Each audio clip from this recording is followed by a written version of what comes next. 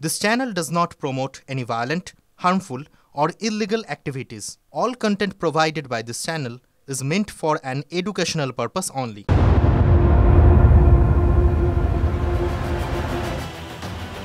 কুলতলে তিলোত্তমার কথা আপনাদের শোনালাম, কিন্তু আরজি করে তিলোত্তমা উৎসব তো শুরু হয়ে গিয়েছে। উৎসবের আবহে এই মুহূর্তে আলো আধারি ঘরটা, শিউলি ফুলের গন্ধ সেখানে ম্লান, উধাও আগমনের আনন্দ লহরী। বিষাদগ্রস্ত তিলোত্তমার পাড়া। মেয়ের জন্য সুবিচার চাইতে পুজোর দিনগুলিতে ধর্নায় বসবেন তিলোত্তমার মা ও বাবা। বাড়ির অদূরে চলছে তারই প্রস্তুতি। সন্তানহারা মা বাবার আরতি অডিও রেকর্ডের মাধ্যমে পুজো মণ্ডপে পৌঁছে দেওয়ার উদ্যোগ নিচ্ছে আন্দোলনরত চিকিৎসক সংগঠনগুলি। আয়োজন হয়ে গেছিল, তার মধ্যেই আমার দেবীর বিসর্জন হয়ে গেছে।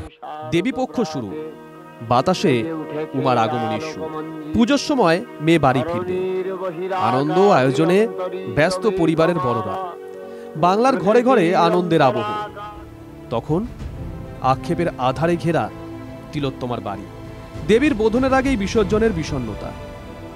9 আগস্ট তাদের উমার বিসর্জন হয়ে গেছে যে, এই দুঃখ এ তো ভুলবার নয়। তাই মেয়ের হয়ে সুবিচার চাইতে পুজোর কদিন বাড়ির সামনেই ধর্নায় বসার সিদ্ধান্ত নিয়েছে তিলোত্তমার পরিবার। ধর্না মঞ্চ তৈরি হচ্ছে বাড়ির অদূরেই। কেনা ঠাকুরের আরম্ভ থেকে ঠাকুরের যা জোগাড় জানতি, অর্থাৎ সরঞ্জাম, পুজোর আচার যে সমস্ত লাগে সমস্ত কিন্তু কমপ্লিট। কিন্তু মা দুর্গাকে পুজো করবে কে? তিলোত্তমা তো নেই। তাই মা দুর্গার কাছে অসুর বধের আবেদন জানালেন তিলোত্তমার মা। আর এই পুজোর কদিন তারা তিলোত্তমার স্মৃতির উদ্দেশ্যে বাড়ির সামনেই ধর্ণা মঞ্চে তারা স্মৃতিচারণা করবেন তিলোত্তমার। ওখানে একটা মঞ্চ বানানো হচ্ছে, ওটাতে গিয়ে বসবো। পুজোটা তো আমাদের খুবই মেয়ে উদ্যোগ নিয়ে করেছিল, আমাদের খুবই মনে কষ্ট থাকবে। আমরা চেষ্টা করেছি মনের কষ্টটা কমানোর জন্য। আমরা ওখানে যেমন বাড়ির উঠোন তো নেই, উঠোনের যে বসার মতন ওখানে গিয়ে বলবো আর কি। এই তো গত বছরও পুজোর সময় ভোরবেলায় আঁচল ভরে শিউলি ফুল কুড়িয়েছিলেন মা মেয়ে। বাজার থেকে মেয়ের পছন্দের মাছ, শাক, সবজি নিয়ে এসেছেন বাবা।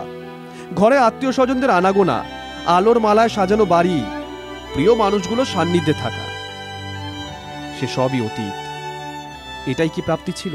আমরা দুজন শিউলি ফুল কুড়াতাম, সেই তার সঙ্গে আর হবে না এই জীবনে এইসব জিনিসগুলো।